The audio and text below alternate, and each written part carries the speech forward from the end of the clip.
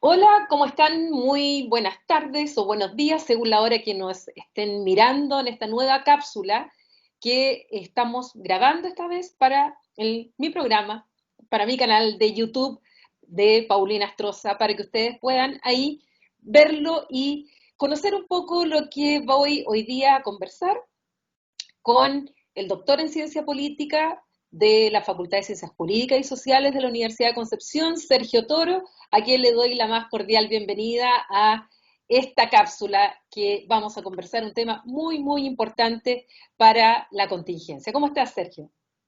Hola Paulina, súper bien y gracias por la invitación y seguro nos vamos a entretener mucho tratando de hablar de este intrincado sistema electoral.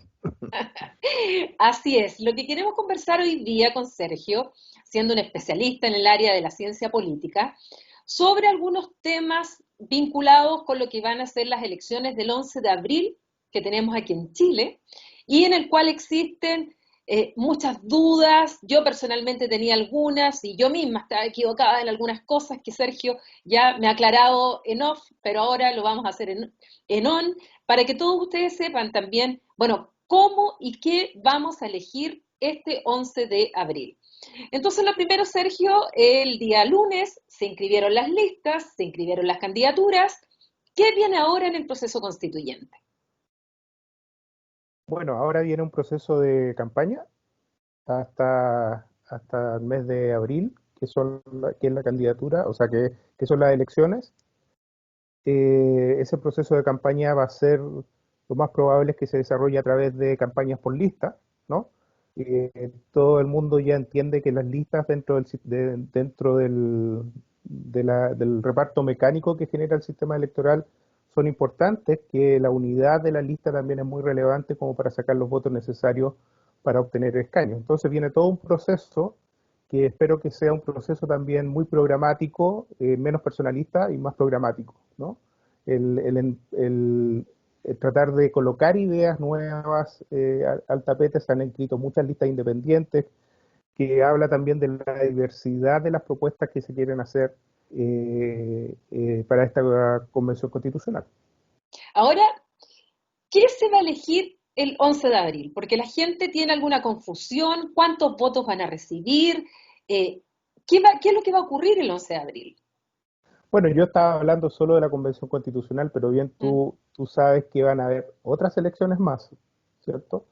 Vamos a elegir alcaldes para cada una de las comunas, vamos a elegir a concejales para cada una de las comunas y vamos a elegir gobernadores regionales, ¿no?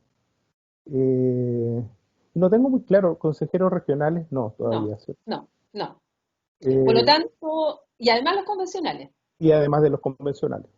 Por lo tanto, cada persona va a recibir 4 papeletas distintas en que va a tener que votar por una persona en cada una de estas papeletas.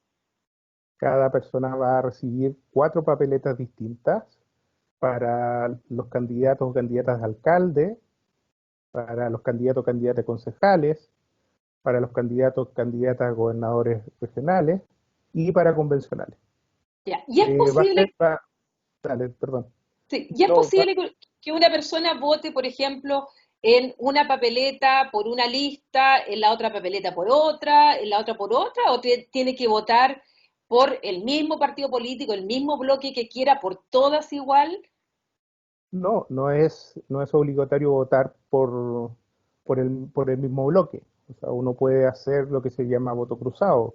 Si te gusta un candidato a alcalde, no necesariamente tienes que votar por el partido que corresponda a ese candidato a alcalde para concejales, tampoco para convencionales, tampoco para gobernadores regionales. Las personas van a tener un pool de decisiones en 4 papeletas que van a ser, algunas papeletas van a ser muy largas además, ¿no? Por ejemplo, la de convencionales van a haber muchos candidatos, ¿no? Para la de concejales también van a haber muchos candidatos. Entonces, va a tener un pool de decisiones que tiene que tomar en la urna. Eso es importante que la gente lo sepa porque se van a encontrar efectivamente primero con 4 votos, con 4 papeletas y algunas que van a aparecer sábanas de la cantidad de listas que van a tener con muchos nombres cada una. ¿Y el sistema electoral que se aplica a cada una de ellas es igual o es distinto? No, es distinto y eso es buena, eso también es buena pregunta y es bueno que las personas lo sepan. Existen sistemas mayoritarios y sistemas proporcionales. Los sistemas mayoritarios que vamos a tener presentes para el mes de abril van a ser sistemas de mayoría simple, que es en este caso la elección de alcalde, es decir, uno va a elegir a un candidato o candidata como alcalde y el que tenga más votos va a ganar, pero también va a tener sistemas de doble ronda con un umbral de 40% para gobernador regional, es decir, hay, la persona también de nuevo va a tener que elegir. Eso en realidad es común para todos. La persona, el votante tiene que elegir a un solo candidato marcando con una cruz. Para los gobernadores regionales también es un sistema mayoritario, pero de doble ronda. Si no se logra el umbral del 40%, se va a una segunda vuelta. Si el candidato gana con 40% o más, no hay necesidad de segunda vuelta. Ah, Por tanto, eso es importante que sepa la gente. sí, es súper importante que lo sepa. Y no es como uno lo piensa, por ejemplo, con la elección de presidente o presidente de la República, donde tú necesitas la mayoría absoluta. En la elección de gobernadores regionales no lo necesitas. Lo que tú necesitas o el candidato que va a ganar es aquel que tenga la mayoría de los votos y sobre el 40%. ¿Ok? Si no, si ninguno de los que si las personas, ninguno de los candidatos tiene sobre el 40%, se va a una segunda vuelta. ¿Y quiénes van a la segunda vuelta? Los dos primeros. Ya. Eso es muy Y, importante porque ahí va a haber otro proceso eleccionario en términos de gobernadores regionales también. En cambio, para los alcaldes solamente necesitas aquella persona que obtenga la mayor cantidad de votos, por eso se llama sistema de mayoría simple. perfecto. Y en el caso de la elección de los concejales y los convencionales, ¿se aplica el mismo sistema? No, no se aplica el mismo sistema, en realidad deja de ser mayoritario y es ahora un sistema con fórmula que se le llama fórmula proporcional. Y la fórmula proporcional que se aplica aquí en Chile para todas las elecciones es una fórmula proporcional por divisor y un tipo de divisor en particular que es el divisor D'Hondt. ¿Ok? Ahora, tampoco son iguales la forma en que se reparte la elección de concejales con respecto a la elección de convencionales. Hay diferencias que son matices muy importantes. Algunos cientistas políticos o cientistas políticas le llaman, por ejemplo, a la elección de concejales que ocupan un triple D'Hondt. Es decir, hay repartos ocupando este sistema D'Hondt, primero por lista, después por subpacto y después por partido, ¿no? Es decir, pacto, subpacto, partido. Por tanto, la organización para los concejales es distinta a la organización que se hace para los convencionales del mes de abril, porque los convencionales del mes de abril, el reparto es primero por pacto o por lista, ¿no? Y luego por partido. Entonces le dicen, al de concejales le dicen triple D'Hondt y el de convencionales le dicen doble D'Hondt, ¿no? Eso es como una sutileza, un poquito técnica, pero es muy importante para el reparto finalmente de los escaños que se tienen que elegir tanto para los concejales como para los convencionales. Ahora, pensando en eso, ¿pudiera ser posible que no tengamos todos los resultados esa noche de saber la distribución? Además que, bueno, ahora vamos a entrar a hablar específicamente de la elección de convencionales, donde además va a estar el tema de la paridad de resultados. Por lo tanto, ahí hasta el último momento puede que no sepamos bien quién va a quedar fuera, quién va a quedar dentro. Pero es probable que esa noche no sepamos todos los resultados y quiénes van a salir elegidos o elegidas. Es probable, muy probable que no se alcance. Bueno, el CERVEL nos ha sorprendido por la eficiencia que ha tenido en general por el recuento, entonces uno no podría descartar que sí lo logren, ¿no? De todas maneras, es muy difícil por la cantidad de elecciones que están en juego el mismo día, ¿no? Y además por las fórmulas de reparto, ¿no? Y como tú bien dices, además por las compensaciones que se tienen que hacer después o las correcciones que se tienen que hacer después al reparto, es muy probable que no sepamos el mismo día quién va a salir electo, ¿no? Pero sí vamos a tener ciertas claridades respecto a las preferencias de los individuos a determinadas listas o a determinados partidos en cada una de las convenciones, en cada una de las elecciones. Perdón. O sea que quienes sean vocales de mesa sean sorteados, van a tener que ir con muchísimo ánimo, café, porque el recuento va a ser bastante largo. Y al mismo tiempo me imagino que se va a demorar también más porque las personas van a tener 4 votos y al momento de ir a la urna no va a ser como para el plebiscito que tuvimos 2, ahora van a ser 4 y donde además dentro de cada lista uno va a tener que buscar su candidato o candidata en los 4, entonces eso va a tomar mucho más tiempo respecto de cada persona que va a estar ejerciendo su derecho a sufragio. Así es, sumado a los protocolos COVID que van a generar filas y a veces si uno incluso lo vivió en el plebiscito, ¿cierto? Que tú veías filas bastante largas y pensabas que ibas a tener una participación, no sé, superior al 80% por la imagen que se generaba de filas bastante largas. Y esto era más bien por los protocolos y por cuánto demoraban las personas. Ahora las personas van a demorar bastante más tiempo en tomar sus decisiones y eso puede también generar una demora grande en el cierre de las mesas, ¿no?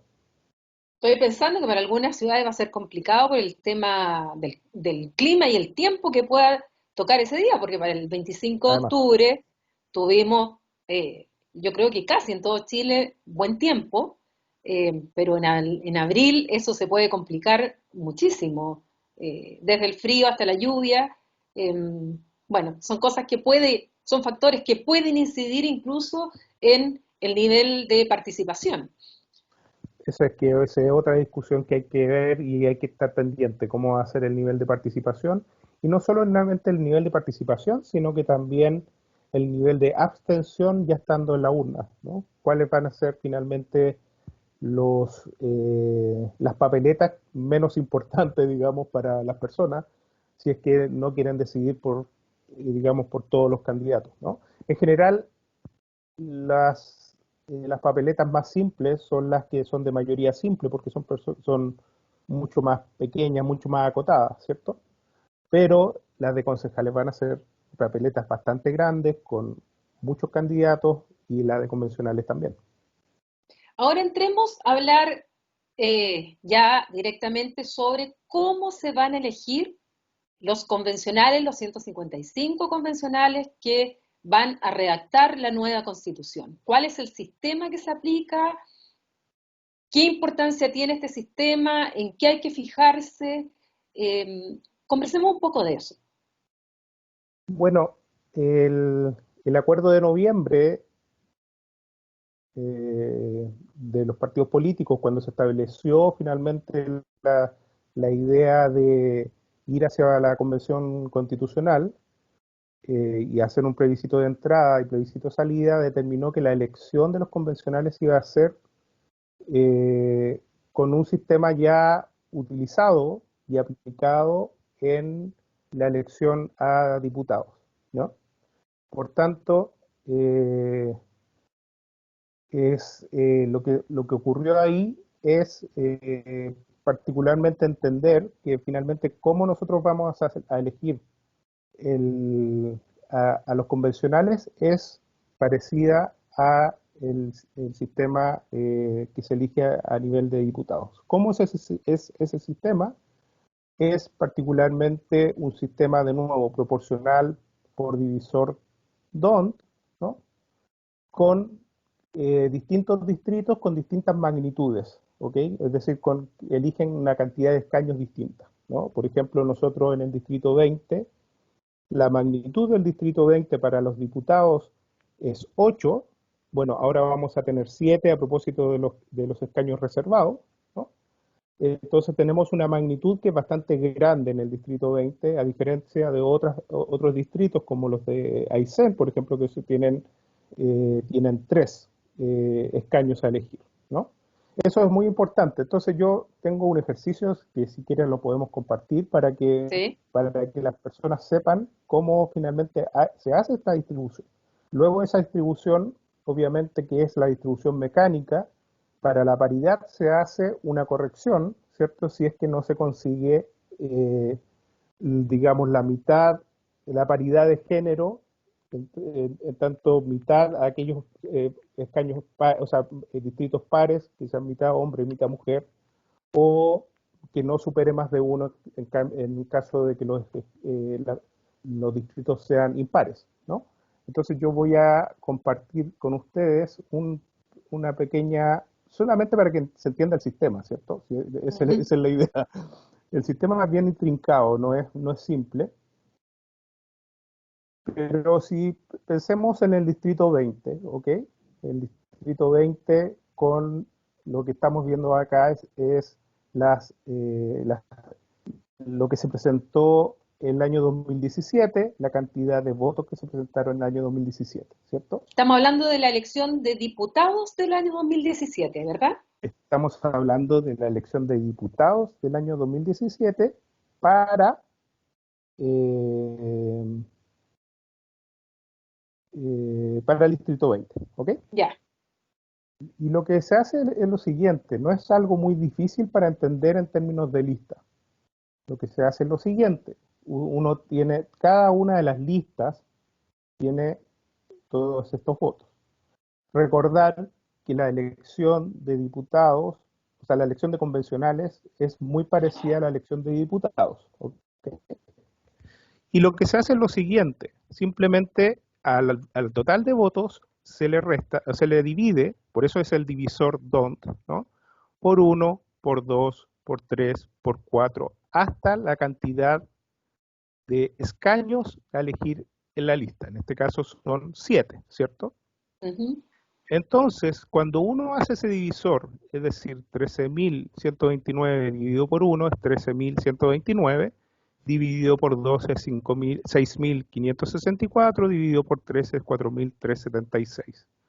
O, por ejemplo, en el caso de Chile Vamos, que tuvo 129.804 votos, dividido por 1 es 129.804, dividido por 2, 64.900, dividido por 3, 43.268, y etcétera, etcétera. Todo se Ujú. aplica al divisor a todas las listas, el divisor DONT. Es un divisor DONT porque hay otros tipos de divisores, ¿cierto? Los otros tipos de divisores simplemente tú lo que haces es un cambio aquí. Hay algunos que son por uno, por 2, perdón, por uno, por 3, por 5, por 7, ¿no? Hay otros que son por uno, por 1,5, etcétera. Es decir, hay una cantidad de divisores dependiendo también de quién, o sea, de la decisión de cada uno de los países. Pero la decisión de Chile es un tipo de divisor que viene de tu amigo belga Dont, ¿cierto? Que era profesor de Derecho Civil y De tu Fiscal en la universidad. Universidad de Gante. No, no, en Ah, Gante, ya. en Gante, Ah, en la parte flamenca. en la parte flamenca, muy bien. Sí. Bueno, cuando tú aplicas a este caballero, entonces así, en términos de todas las listas, dividido por uno, por 2, por 3, te sale una matriz como esta. Y lo que se hace con la matriz es simplemente ir mirando cuáles son los números mayores. En este caso, entonces, el número, creo que lo tengo por acá, a ver si me resulta, ahí se ve, ¿cierto? Sí. Estos son los números mayores, ¿cierto? Los números mayores, que quiere decir que en este caso los 7, 8 números mayores, como se eligió, como en la elección de convencional, perdón, de diputados, fueron 8 escaños, los 8 números mayores. Entonces Chile Vamos tuvo 4, Nueva Mayoría tuvo 2, el PDC tuvo 1 y el PEP tuvo 1. ¿Ok? Ese es el primer paso de la elección DONT. Pero recuerden que yo les dije que es una elección de doble DONT, ¿cierto? ¿Qué quiere decir esto? Tenemos que tomar la decisión de qué partidos dentro de Chile Vamos le vamos a entregar los 4 escaños. O tenemos que tomar la decisión de a qué partidos dentro de la nueva mayoría le vamos a entregar los 2 escaños. ¿Se entiende? Sí. Y por tanto, si nosotros vamos al caso del reparto de los partidos de Chile Vamos, recuerden ustedes que habían 3 partidos en ese minuto, ¿cierto? Y como habían 3 partidos en ese minuto, ¿no? El Evópoli el total tuvo 12.371, Renovación Nacional del total tuvo 51.857 y la UDI 65.000, se hace de nuevo la divisor por 1, por 2, por 3 y por 4, en este caso, ¿cierto? Y de nuevo, lo que se hace es, se ordena cuáles son mayores y cuáles son menores y se sacan 4 escaños de acá, de estos números, igual que lo que hicimos arriba, ¿no? 65.000, 51.000, 25.000, 32.000, que son finalmente los números mayores que salen de ese divisor 2. ¿Qué quiere decir eso? Entonces que Renovación, de los 4 escaños que recibió, Renovación Nacional, de los 4 escaños que recibió Chile Vamos, 2 son de Renovación Nacional, ahí sí, ¿no? Y de los 4 escaños que recibió Chile Vamos, 2 son de la UDI. El punto entonces está luego en ver quiénes son los 2 de la UDI y los 2 de Renovación Nacional, y tú finalmente lo que haces es ver quién tiene más votos, ¿ok? Ese es el sistema. Entonces es primero una división, una aplicación del DON por lista, una aplicación del DON por partido. Y luego de eso, cuando ya sabes cuántos escaños tiene cada partido, eliges dentro de ese partido los 2 mayores. Y ahí se aplica la mayoría. No sé si se entendió, es un poco complicado, pero finalmente esa es la aplicación que se hace. Por eso se llama doble DONT, ¿no? Luego viene un tema, dale, perdón, Paulina. Sí, o sea, lo primero es que, bueno, a diferencia, creo que la elección del 2017, pues la reforma fue después, ahora ya no hay subpactos, o sea, están prohibidos los subpactos dentro de una lista, porque eso antes se permitía que dentro de una lista hubieran subpactos, por ejemplo, el de la DC que tuvo en algún momento, no me acuerdo si fue un partido radical, o sea, se cuentan, en ese caso se contaban, pero ahora ya, eso ya no corre esos subpactos entre partidos dentro de una misma lista. La verdad que lo que ocurre es que la decisión de los subpactos está basada siempre en un sistema proporcional DONT que fue para para los concejales y luego para Ya, los consejeros regionales. Lo que nos regía antes era lo que le llamaban el famoso sistema binominal, ¿cierto? ujú, El famoso sistema binominal lo que hacía particularmente era un DONT, pero con 2 escaños. Recuerden que aquí, por ejemplo, ya, teníamos 8 escaños y aquí tenemos 2 escaños. Entonces, cuando se discutió la reforma electoral que fue publicada en el 2015 y que fue utilizada en el 2017, cuando se discutió esta reforma electoral, se preguntó, particularmente digamos, los que estaban, el legislador, se preguntó, bueno, si yo aplico las mismas fórmulas como las que aplico a concejales y a consejeros regionales, tendría que haber subpacto, porque así lo usan en concejales y consejeros regionales. Y la discusión fue, bueno, entonces hacemos subpacto, dijeron, no, no hagamos subpacto, y por tanto, aplicando una fórmula proporcional DONT, no se ocupa ese digamos, ese camino intermedio que es el subpacto, sino que es ya, pacto, partido, ¿no? perfecto. Pero no fue, digamos, porque antes lo que nos regía era un sistema binominal. Mm. Ahora, en el 2017 tampoco entonces tuvimos unidad en listas. Me refiero a la centroizquierda, no fue en una sola lista, en un solo pacto.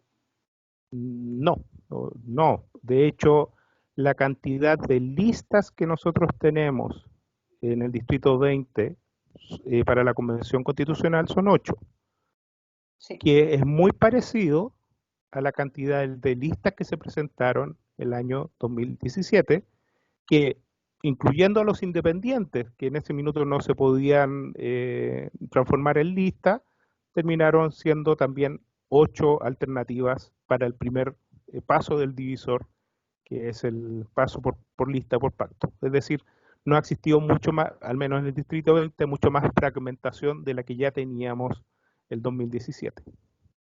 Ya, ese es un buen dato para cuando se hace el análisis, cuando se dice ahora tantas listas que van, la verdad es que aquí por lo menos en el 20, tú dices, van las mismas listas. Ahora, ¿cómo están conformadas esas listas? ¿Quiénes van en las listas? Bueno, ahí ya entran otras diferencias. Y en este caso, ¿qué tan cierto es aquello que se afirma? Que por un lado vemos que Chile Vamos inscribió una sola lista, que va desde la ultraderecha hasta una derecha, centro derecha podríamos decir, y luego tenemos a una centro izquierda oposiciones, porque yo creo que no hay una sola oposición, hay varias oposiciones, que van en distintas listas, en varias listas.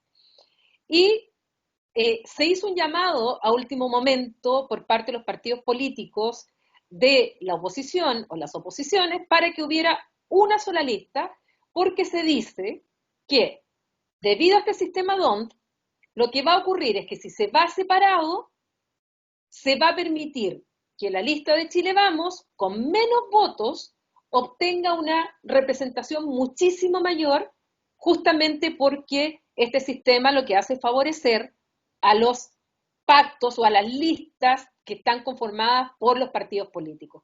¿Qué tan cierto o no tiene límite ese razonamiento? Porque incluso algunos dicen, no, con esta versión de voto, finalmente Chile Vamos puede sacar hasta el 50% de los convencionales por culpa de la dispersión de votos de la centroizquierda. ¿Es tan así? ¿No es tan así? ¿Hay algún límite? Eh, pero antes de eso, antes de contestar eso, que es una pregunta bien complicada, hay que entender también que lo que les mostré es para la elección del año 2017 y hay algunos matices distintos para la convencional. ¿Cuáles son los matices? Primero, el tema de la paridad de género, o sea, que Ya. luego de que se elijan las personas, digamos, por el efecto mecánico, ¿no? Por ejemplo, los mayores, o sea, la mayoría de cada uno de los partidos, hay que observar primero si es que se logra el criterio de paridad. Si es que no se logra el criterio de paridad, lo que se va haciendo es que finalmente se vayan reemplazando, ¿no? Los candidatos menos votados el, por el género subrepresentado, ¿no? Del mismo partido. Eso es muy importante, ¿ok? O sea, Eso es puede ser importante una mujer cambiarse por un hombre como un hombre por una mujer, ¿verdad? dependiendo si es que, cuál es el género subrepresentado, ¿ok? Ya. Y se elige y se cambia por el compañero o compañera de partido, ¿ok? Si es que no existe compañero o compañera de partido, se cambia digamos, por el compañero o compañera de la lista, ¿ok? ¿Por qué lo digo? También porque finalmente, por ejemplo, las muchas listas independientes que se inscribieron, no tenemos partidos, ¿cierto? En las listas independientes no existen los partidos dentro de este reparto, ¿cierto? Por tanto, lo que está ahí es que si una lista independiente no neutrales, tiene, por ejemplo, eh, con sus aliados, la lista, se llama, perdón, ¿cuál es la lista del distrito 20? Lista es la lista de independientes del Bio por una nueva constitución. La lista independiente del Biobío por una nueva constitución obtiene, por ejemplo, 2 escaños, ahí no hay un reparto por las organizaciones que están dentro de esa lista, porque se inscribieron como lista de independientes. Por tanto, ahí, si obtienen los dos, después se busca la mayoría de los que están dentro de esa lista, y también si les toca hacer el cambio de género subrepresentado, tienen que buscar digamos, el, el género subrepresentado que mayor votación tuvo, ¿no? Ya. Eso es muy importante. Y el otro cambio también relevante que hay es que la cantidad de escaños a elegir bajaron a propósito de los escaños reservados a los pueblos originarios. Los pueblos originarios se integran dentro de los 155 convencionales, y eso hace que finalmente se busque una corrección, digamos, al reparto de los escaños en cada uno de los distritos. Y, por ejemplo, así como elegíamos 8 en el distrito 20 para la elección de diputados, ahora se eligen 7. ¿Ok? Eso también es muy importante establecer. Y ahora tu pregunta. Eh, es muy importante entender que si Perdón, el sistema, el sistema me pone nerviosa esta respuesta. el sistema DONT dentro de los sistemas proporcionales es, no es tan proporcional como otros, ¿ok?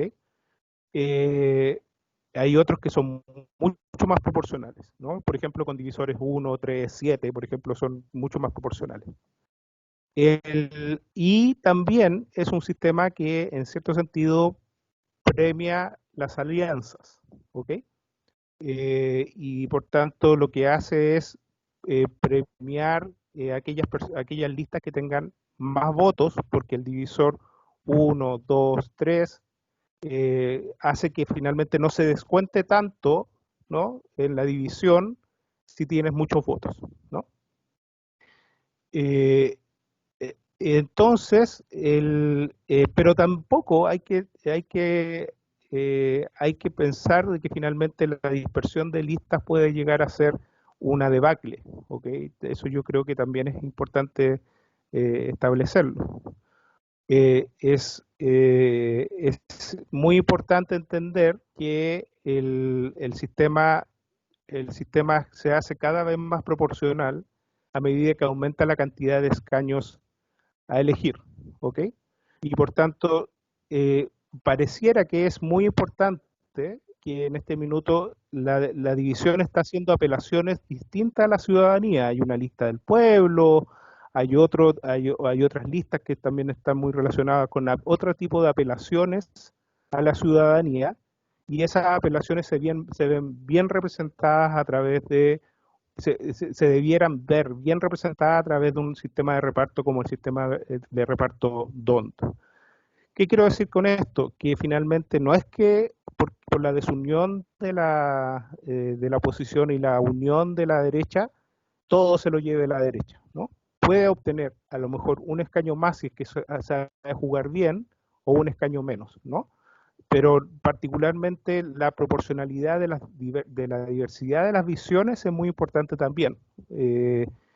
Estamos tratando de armar una convención constitucional donde la diversidad de las visiones son importantes.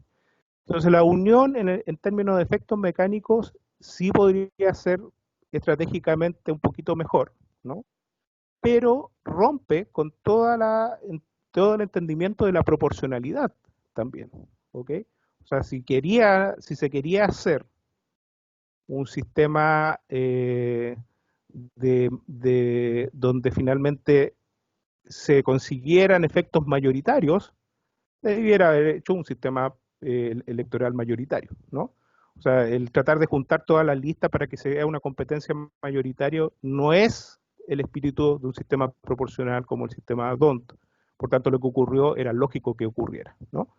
Ahora, depende también de cómo se coordinen también las campañas y la competencia, porque la unidad también tiene un problema, que se hace visible, ¿no? ¿Qué quiere decir? Se hace como visible el enemigo, ¿no? O sea, que un grupo tenga mucha unidad hace que finalmente los votantes entiendan también cuál es cuáles son las listas que no se debiesen votar, ¿no? Por tanto, hace más visible al voto también, porque las personas no solo votan en función de sus preferencias, sino que también en función del contraste que hacen con el otro, que es lo que no quiero votar. Y en este caso, la lista de la derecha cometió también un error en ir muy unido, porque finalmente hace mucho más visible eh, digamos, cuál es apuntar o hacer finalmente dónde finalmente no se quiere votar. Eh, y luego eso puede generar también algunos réditos para las demás listas. Ahora, esto de, ¿cómo te explicas tú que haya tantas listas independientes, que haya habido tanto patrocinio para independientes y que veamos no solamente los convencionales, también tú decías que lo vemos en candidaturas independientes que también tuvieron que juntar firmas para gobernador, para alcaldes, para concejales? ¿Qué es lo que hay detrás de eso?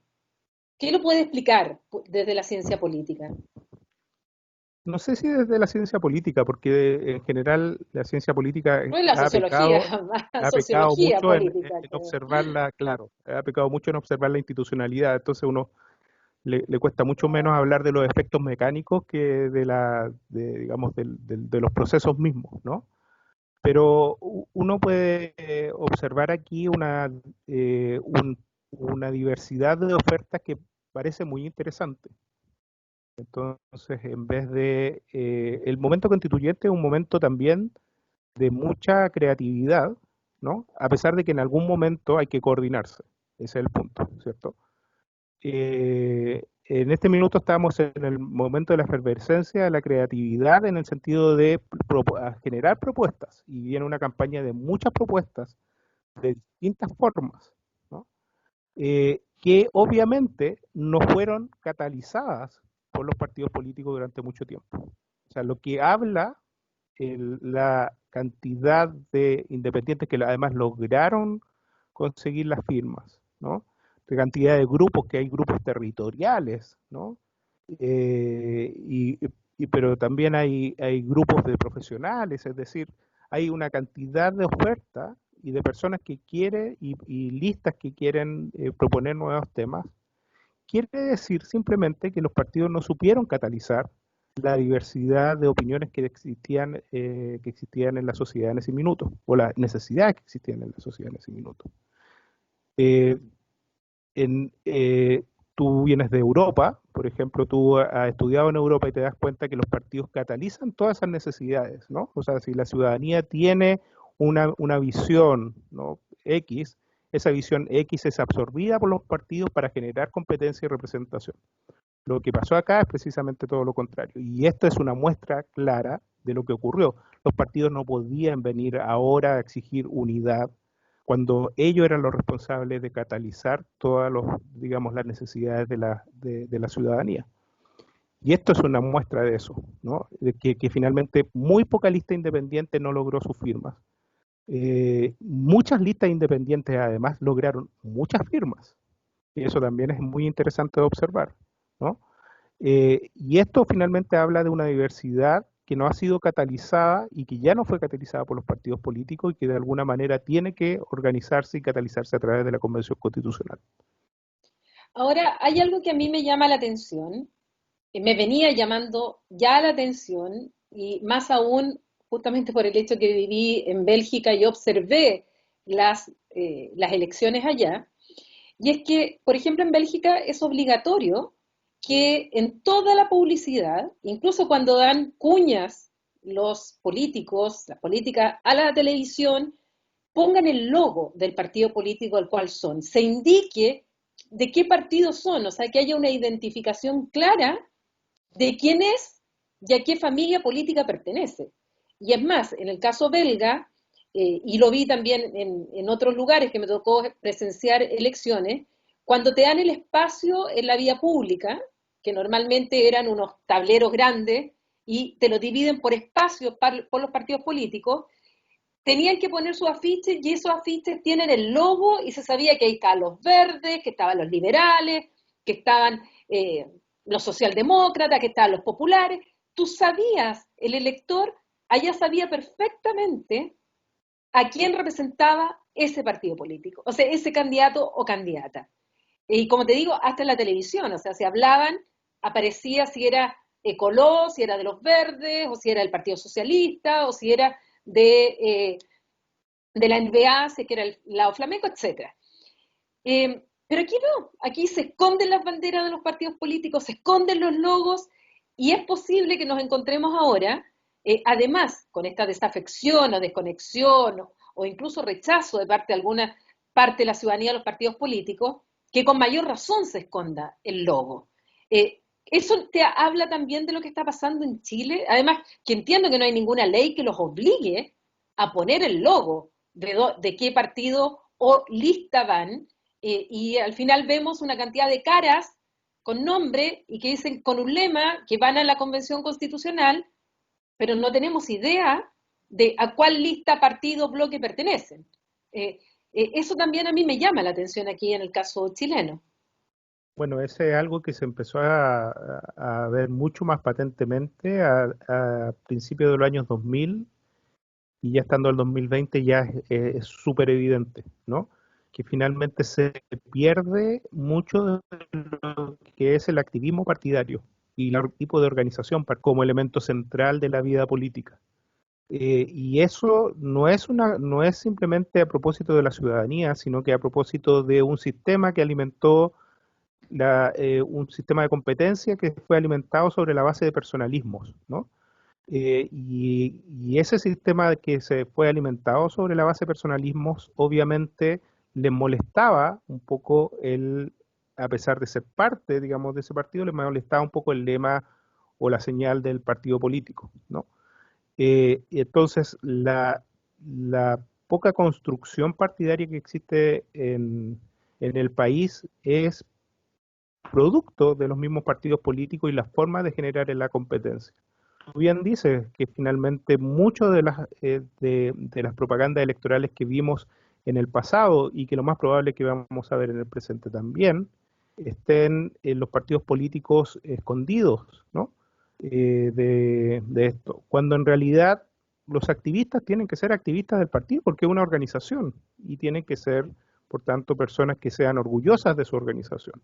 Tal parece que lo que fue ocurriendo a propósito del personalismo es que las mismas personas que eran militantes de partido ya empezaron a no sentirse orgullosos de la organización y empezaron a perder la mística, que es una lógica muy importante para entender bien un sistema, digamos, de representación.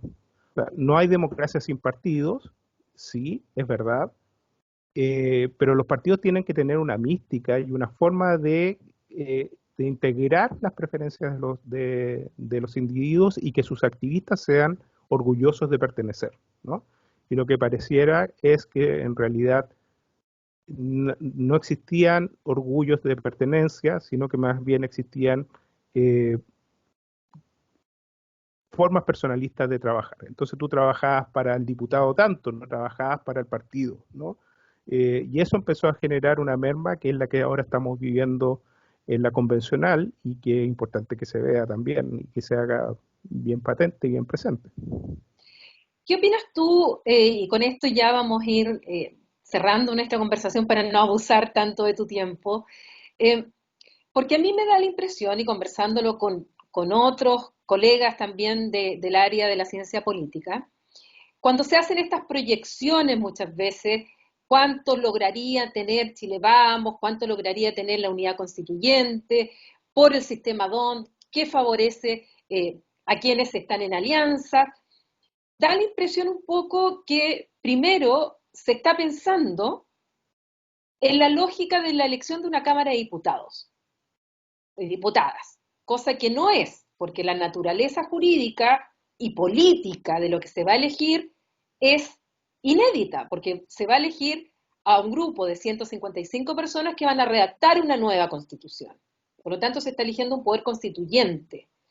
Por lo tanto, ya la naturaleza es distinta. No es el mandato representativo que uno le entrega al diputado o diputada, que lo va a ejercer 4 años y que en términos generales, según nuestra Constitución, es para legislar y para fiscalizar los actos de gobierno.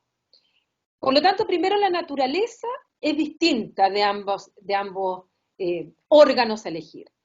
Y en segundo lugar, que a veces me da la impresión, y esto es una opinión, por eso la comparto contigo, para saber si también crees que es lo mismo, que se razona pensando en un electorado tradicional como votaba en las elecciones anteriores, que además sabemos que había una alta abstención que se notaba cuando el voto era voluntario, pero cuando la inscripción era voluntaria y el voto obligatorio también había una abstención escondida, que eran los que no se inscribían. Entonces finalmente se veía mucha participación, pero se sacaba en base al porcentaje de los inscritos. Pero cada vez fue habiendo más un porcentaje de no inscritos. Sin embargo, el 25 de octubre se ve que hubo una mayor participación que las elecciones, por ejemplo, de alcaldes, que fue de un 36%, que fue la misma que la elección para diputados, pero con la gran diferencia que fue en tiempos de pandemia. O sea, mucha gente no fue a votar también por la circunstancia especial en la cual se realizó. Entonces, es medio difícil hablar ahí de porcentaje. Pero según los datos, claramente aumentó la participación de jóvenes y claramente aumentó la participación en algunos sectores vulnerables que normalmente estaban subrepresentados porque ellos no iban a votar. Sin embargo, para el plebiscito sí se movilizaron. Entonces, y por otro lado, el resultado, que siempre se está hablando de 60-40, de 70-30, y nos pillamos casi un 80-20. ¿No será que seguimos razonando, algunos siguen razonando, primero, como si fuera una elección de un mandato típicamente representativo de una Cámara de Diputados, y segundo, respecto a un electorado que sobre todo después del 18 de octubre cambió, que las motivaciones para ir a emitir el sufragio hoy día ya no son las mismas motivaciones que se tenían en el 2017, en el 2016 y antes? ¿Podrá ser eso además que proyectar tan claramente? Porque aquí hay gurúes que ya te dicen lo que va a pasar. Yo tengo unas dudas enormes de lo que va a pasar, porque justamente uno empieza a analizar esa sociedad, ese electorado, esa ciudadanía, que tal vez no va a votar con los cánones tradicionales, con los que llevaban votando, aquellos que iban a votar, que insisto, eran menos, ya que el abstencionismo iba cada día aumentando. O sea, de partida a mí me asustan las personas con mucha convicción en respecto a lo que va a ocurrir, ¿no? Y yo creo que nadie puede predecir lo que puede llegar a ocurrir.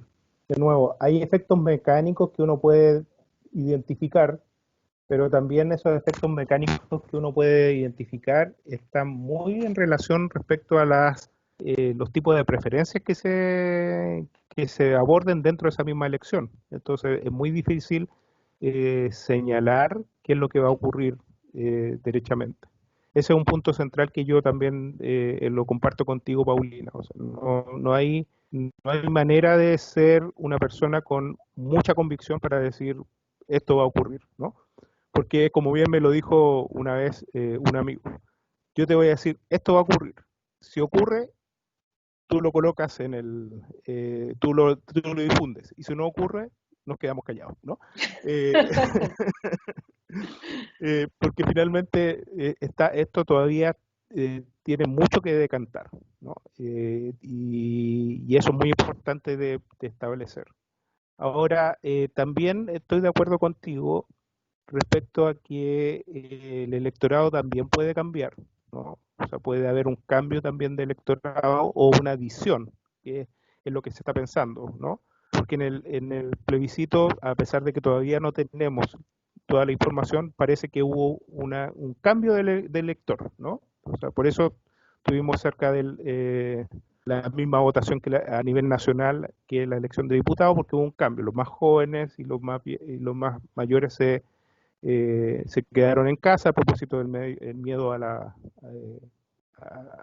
pandemia, ¿no? Entonces la pregunta de nuevo está, bueno, ¿va a haber ese del mismo recambio de elector o va a haber una adición, ¿no? Si es una adición, también va a ser entretenido observar respecto a lo que ocurre, porque particularmente se ve que esas preferencias están muy marcadas respecto a otros, o sea, a cuestiones no tradicionales, digamos, a tipos de competencia no tradicionales. La otra duda que surge es cuánto de la épica del plebiscito es capaz de transferirse a la cotidianidad de la representación, ¿cierto? O sea, lo que vamos a ver ahora es ya elecciones, ¿no? No es una decisión. Entonces, ¿cuánto de esa épica es capaz de transferirse a la cotidianidad de la elección?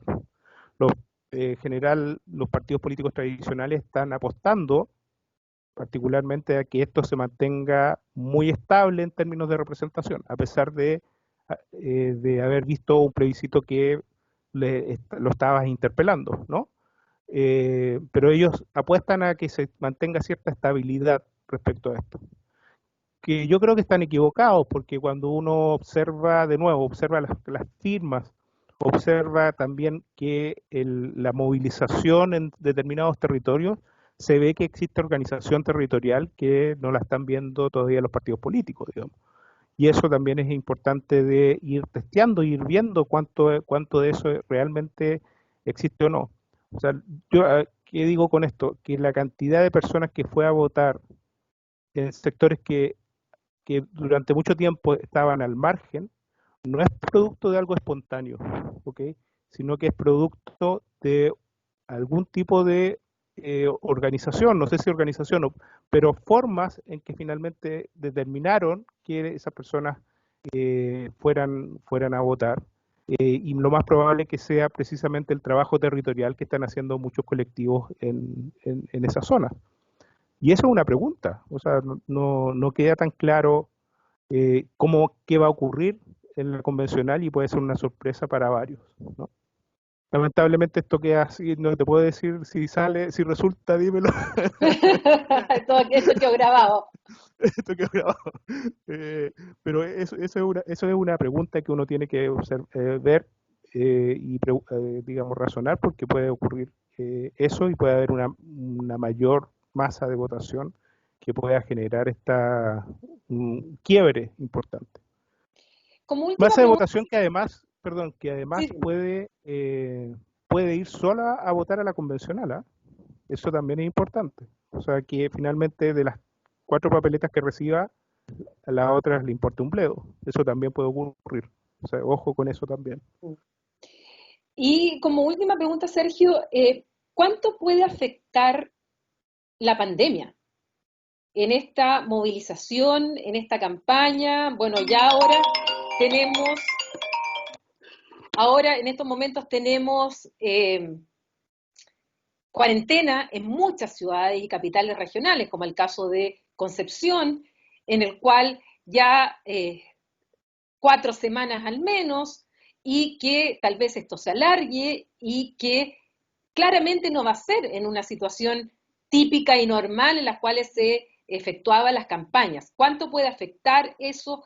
¿A quién podría beneficiar una campaña que no se pudiera realizar trabajo territorial, puerta a puerta, cartilleo, y que se va a llevar mucho a las redes sociales, y qué rol van a tener las redes sociales también en esta campaña que va a ser mucho más digital que el trabajo en terreno, si es que las condiciones, tal como le indican los expertos en materia sanitaria, bueno, se complican aún más.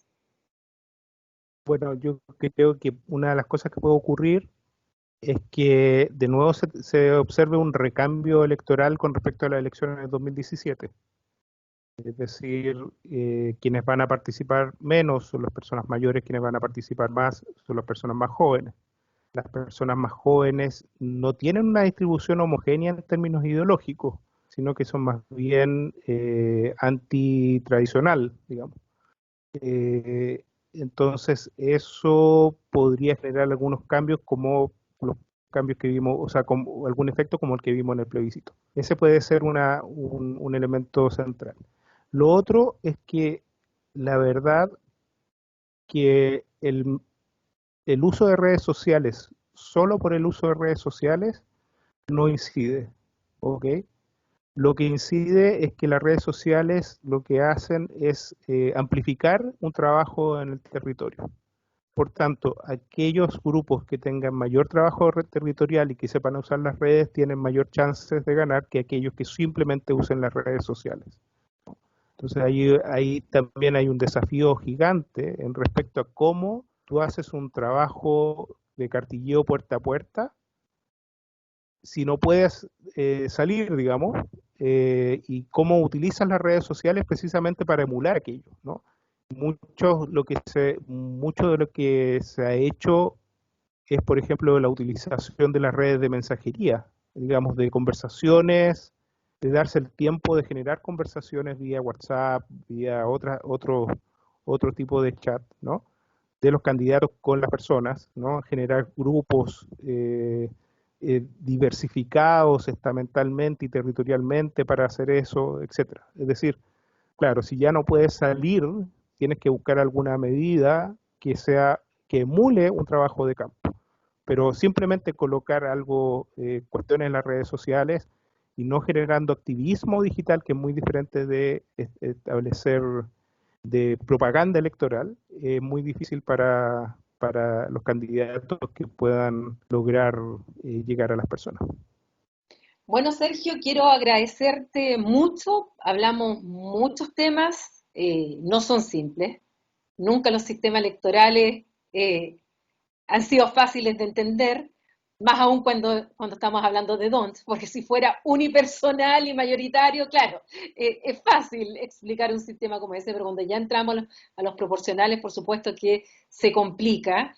Te agradezco muchísimo porque queda muy claro los desafíos y además queda muy claro la, este ambiente de incertidumbre que es lo que nos lleva a hacernos preguntas más que a dar respuestas, porque aquí hay muchos que están dando respuestas y certezas, cuando yo creo que por lo menos en mi caso, lo que más tengo son dudas, y cada día, bueno, lo hemos conversado tantas veces, cuántas cosas uno va reflexionando de cómo se puede dar esta campaña, qué puede resultar después, justamente por todos estos factores y factores externos que también no dependen de nosotros, como es una pandemia, y que pueden ir cambiando justamente el escenario. Así es que te agradezco nuevamente el haber compartido tus explicaciones, tus conocimientos y además ir aclarando temas que la ciudadanía va a ir preguntando, porque yo creo que a medida que se vayan acercando las elecciones, tal vez no muchos sepan todo esto que hemos hablado, que son 4 papeletas, que son 4 elecciones distintas, que además son un cierto número de convencionales dependiendo de cada uno de los distritos. O sea, hay tantas cosas que la gente también no sabe. Incluso nos pasó que para la recolección de patrocinios, algunos pensaban que ya estaban votando. Entonces, de verdad que el desconocimiento en algunos temas son súper básicos y que es muy importante la pedagogía, llevar estos temas a la ciudadanía, eh, porque una ciudadanía informada, por supuesto que tiene también una responsabilidad y una acción muchísimo política, muchísimo mejor. Así es que gracias, Sergio, por compartir en esta cápsula que la vamos a difundir por redes sociales eh, para ayudar a la comprensión en estos temas. Gracias. Y solo remarcar algo que tú dijiste y que no lo hablé, pero que también es muy importante. También entender que una vez que se elijan los convencionales, la gente de la convención, quienes van a estar en la convención constitucional, se va a difuminar un poco también esta idea de que, bueno, la derecha por un lado y la oposición por el otro, porque finalmente tampoco el grupo de derecha es un grupo homogéneo, digamos. O sea, hay bastantes líos también dentro de esta lista única, ¿no? Que por tanto no se van a poder poner de acuerdo tan fácil.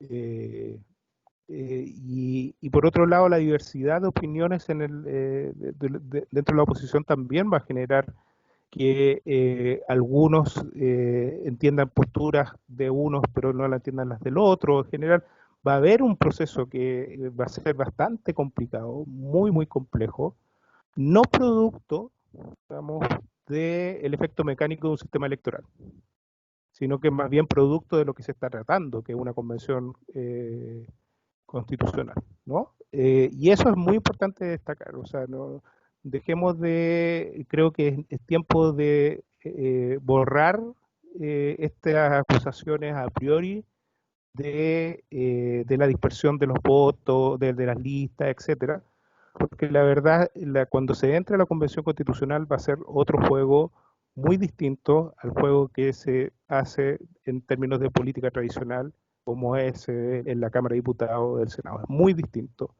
y que amerita mucha conversación y que va a ser muy complicado además porque hay visiones muy diversas de sociedad en este minuto, ¿no? Y eso es muy importante de señalar, creo yo, a lo que tú remarcaste y yo quisiera también terminar con eso. Sí, porque cuando hablamos de que casi un 80% votó por una nueva constitución, no todos opinan lo mismo de esa nueva constitución.